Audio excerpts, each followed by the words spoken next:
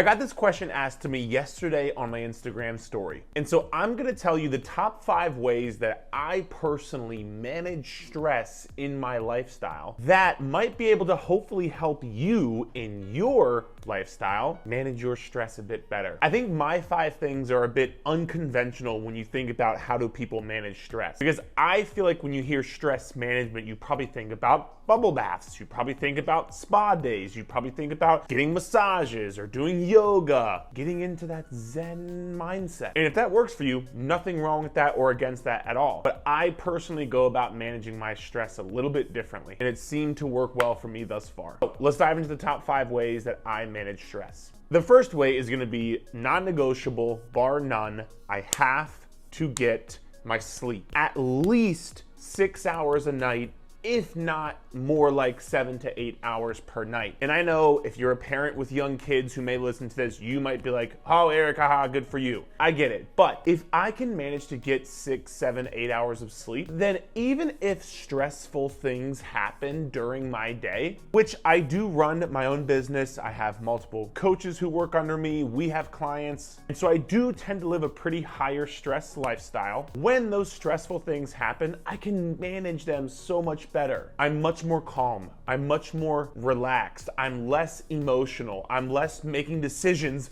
off of impulse, and I'm less feeling like it's very heavy. If I'm only getting 5, 6 hours of sleep, it's not that I can't still do the things I'm supposed to do. It just feels like it's so much heavier in the process. I don't know if you can relate to that or not. Which even that in and of itself, when it feels so much heavier, that to me is what makes me really stressed, is when like it just feels like it's overwhelming or it's overbearing. And so that's why I get a little bit selfish and make my sleep a top priority for me, because when I can get a little bit selfish, I know that I can operate at a better pace, which is then gonna have all of our clients, all of my coaches, this content, everything is going to operate much better. So me being selfish, and this is for you as well, when me or you are selfish, we can take care of everything else around us that much more and that much better. So more sleep, less stress. The second way is going to be making sure it is once again a non-negotiable to get my workouts in. And this one may actually be something you thought of where you're like, oh yeah, cool, like when I exercise, I feel so much better and I have less stress and I'm really, it's a great stress reliever for me. But what happens to a lot of people, maybe yourself included, when we start to get stressed? What happens is one of the first things to go is our exercise and our fitness and taking care of ourselves, because we're just so worked up and so stressed that we don't have time to exercise, for example. But yet, if I'm able to get my workout in, and I can go in, lift some heavy weights and push myself, it makes everything else in my day so much easier. When I'm doing some heavy Bulgarian split squats, or when I'm doing some heavy dumbbell chest press, and I can find a way to get through that, there's not much else that's gonna get me down in my day. So if I were you, just make sure, even when you're stressed and overwhelmed and there's a lot of stuff going on and you're busy, make sure to keep your workouts a top priority. I promise you will thank yourself for it after. Third way I manage stress is going to be my nutrition. Once again, what is one of the first things that goes when you start to get stressed, busy, overwhelmed, life starts to get to you?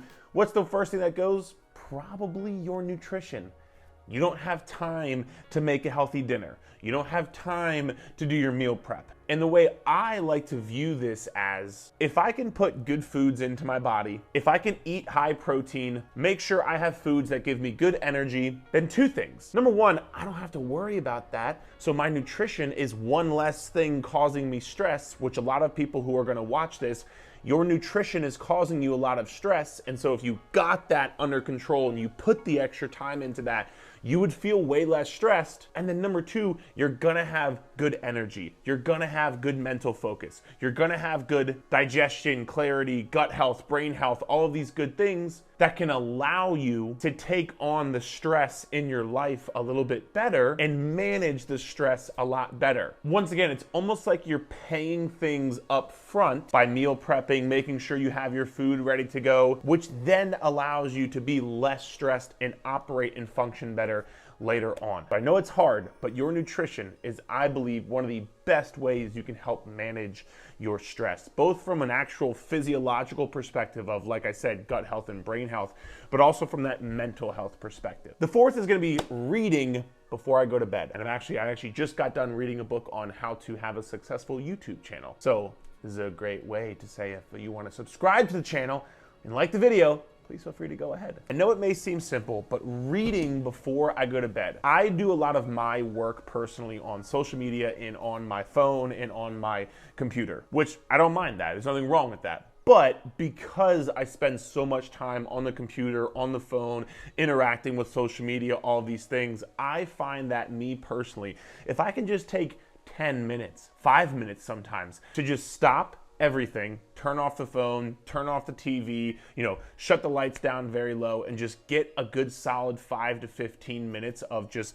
reading an actual book. And I'm not going to tell you what to do, but my personal thing is, if I can read the actual book, not like on my phone or on my Kindle or this, that, and the other, it helps me massively just kind of like turn and flip that switch as I start to kind of end the night and head into the time I go to bed. It just kind of centers me. It allows me to say, all right, like I did a really good job today. I was able to accomplish these things. I'm gonna wind down and get ready to recharge and head into tomorrow. And for me, it just works. It's very simple. Like I said, some nights it's literally 5 pages of a book, but it just helps me be able to get myself kind of in that better zone, which then helps me for the rest of the days. The fifth one is gonna be personally every single night before I go to bed, I pray. And I don't know what your religion is, and honestly, I don't really care. Like, I'm not a crazy maniac about this, but just what works for me personally.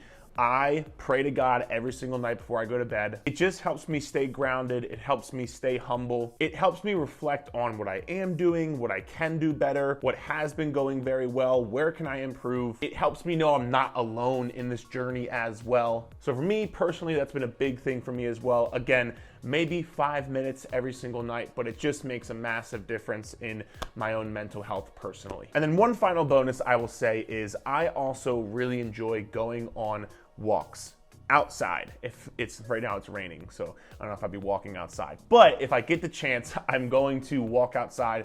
I have also found that be a massive help for my mental health and stress management. Like, think about the last time you went on like a walk outside in nature. You're like hearing the birds chirp and you're getting the vitamin D in the sun.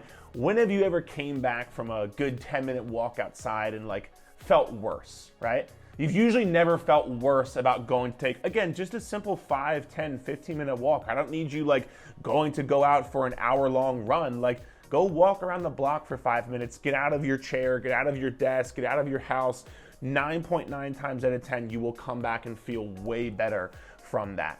And that's it. No bubble baths, no massages, no spa days. Again, nothing against that, but the way I like to approach stress management is actually more just investing discipline into my routine and into the things that I know will pay off in the long run. Putting in that work early to make sure I get my sleep, putting in the work to make sure I get my workouts, hit my nutrition, making sure to work up front to be able to get the benefits from those things in the long run. That's my way I like to approach stress management. I hope this video was at least somewhat helpful for you. If it was, please feel free to subscribe to the channel, like the video, and feel free to check out this video above if you want some more help in your journey. Chat soon.